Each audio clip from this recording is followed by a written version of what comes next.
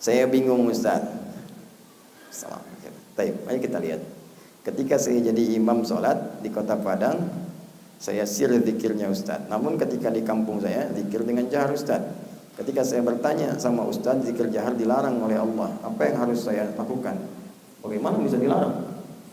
Oh, hadisnya sahih dari Ibnu Abbas radhiyallahu taala anhuma. Ibnu Abbas berkata, "Kunna la na'rifu in qada'a as-shalah illa bi sautit takbir." Kami tidak mendengar suara-suara itu pasca salat, kapan berakhir salat, kecuali zikir-zikir yang orang setelah salat, takbirnya kedengaran. Allahu akbar, Allahu akbar, Allahu akbar, dari subhanallah. Hadis Muslim nomor hadis 571. Setelah selesai subhanallah, hamdalillah, Allahu akbar. Ini kedengaran Allahu akbar, Allahu akbar. Oh, udah selesai nih. Udah selesai nih. Ya. Setelah itu ada yang sir. Pertanyaannya kapan? Sir kapan jahar? Ilmu itu yang penting. Jangan sampai kita hukumi ini salah, ini bid'ah, tapi kita nggak tahu kaidahnya. Nah, mari saya ajarkan pertama kali gini. Awal mula ajaran Nabi zikir itu dengan jahar. Awal mulanya.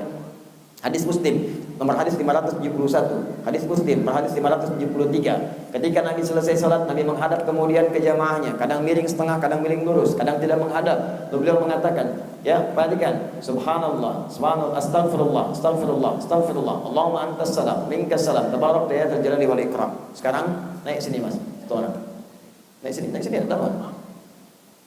Tapi nanti ini colek itu sampai ke belakang, tak ada yang naik. Minta mic-nya satu. Minta mic. Ini bisa kan? Jazakallah khair. Salim aja deh. Pegang nih. Sini ya, sini. Ada sini, pegang sini. Cek. Ya, sampaikan ya. Saya ulang. Ya, sampaikan ya.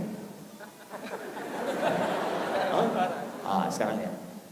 Subhanallah, walhamdulillah, wala ilaha illallah, Allahu akbar. Ya. Subhanallah, walhamdulillah, wala ilaha illallah, Allahu akbar. Kedengaran? Ibu dan bapak, bayangkan kalau pertama kali Nabi selesai sholat, kalimatnya begini.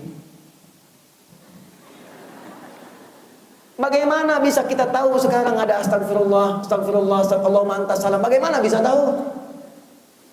Kenapa itu kedengaran oleh sahabat? Karena Nabi bimbing dengan keras awalnya. Astagfirullah, Allahumma antas salam, minkas salam, tabarakta ya dzal jalali wal ikram, la ilaha illallah wahdahu la syarika lah, lahul mulku wa lahul hamdu wa huwa ala kulli syai'in qadir. Bahkan ada yang setelah itu mengatakan hamdan katsiran thayyiban mubarakan fi, kedengaran oleh Nabi. Bahkan ada yang mengatakan Allahumma ya Allah innaka antal ahad as-samad alladzi lam yalid wa lam yulad wa lam yakul lahu kufuwan ahad, Allahumma ighfirli, kedengaran oleh Nabi. Sampai apa respon Nabi? Nabi tidak pernah mengatakan bid'ah. Tidak. Yang Nabi katakan, ara'ait laqad du'ita bi asma'illahil a'zam, idza du'iya biha ajab wa idza su'ila biha ata. Kata Nabi, tahu dari mana bahasa itu?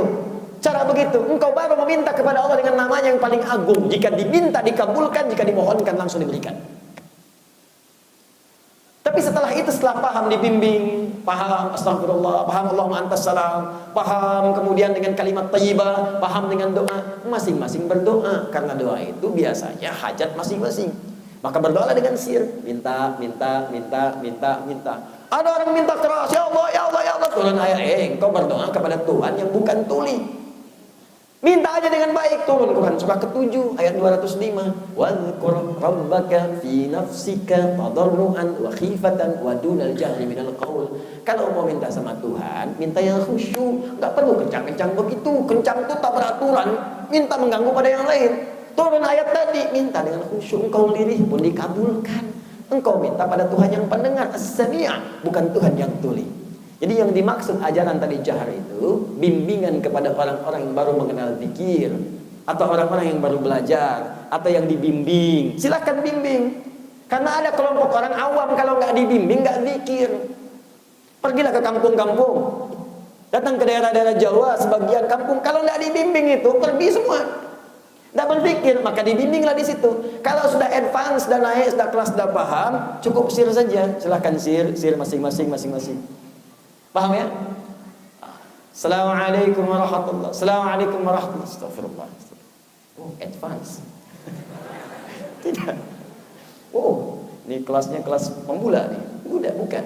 Itu sesuai dengan hajat hidupnya. Paham? Mau di sini terus? Khair insyaallah.